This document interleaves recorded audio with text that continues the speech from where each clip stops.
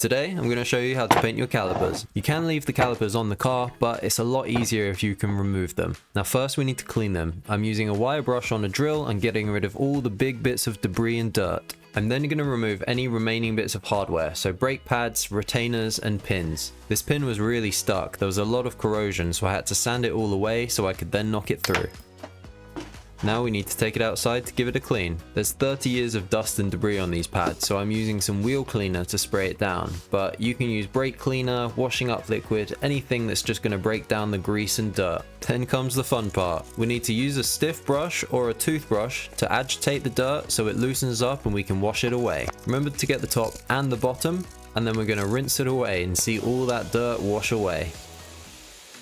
Then I've got a spray bottle of washing up liquid mixed with some water, and I'm going to spray it down and agitate it with the toothbrush again to get rid of any remaining wheel cleaner. I'll then repeat these steps until the calipers are perfectly clean. Now after drying in the sun for a bit, I'm going to get some 400 grit sandpaper and scuff up the whole caliper. Every single surface that you want to paint wants to be scuffed. You're not trying to get rid of the old paint, you just need to scratch up the surface so the new paint has something to adhere to. Once you're done sanding, you want to give the calipers another clean with some washing up liquid and some water to get rid of all the dust and make sure the calipers are perfectly clean. Then I'll remove these rubber nipple covers, and then we're going to mask off everything that we don't want to get painted. So that's the brake nipples, brake lines, and the piston. Here I'm lining the edge with tape, and then I stuff some plastic down in between, and that's going to completely cover it and protect it from the paint. For the paint, you want to use high temperature, ideally brake specific paint, and then the basics of painting are shaking the can for 2 minutes, doing 3 light coats, shaking the can for each coat, and then you're done.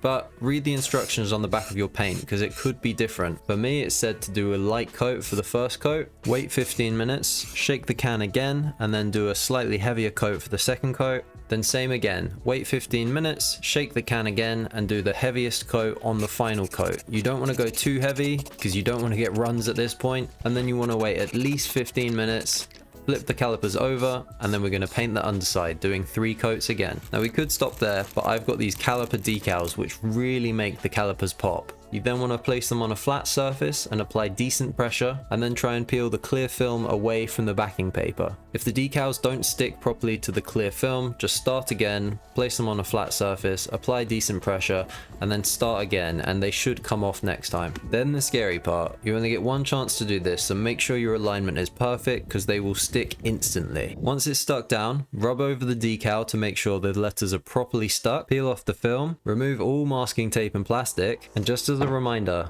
here's before and here's after.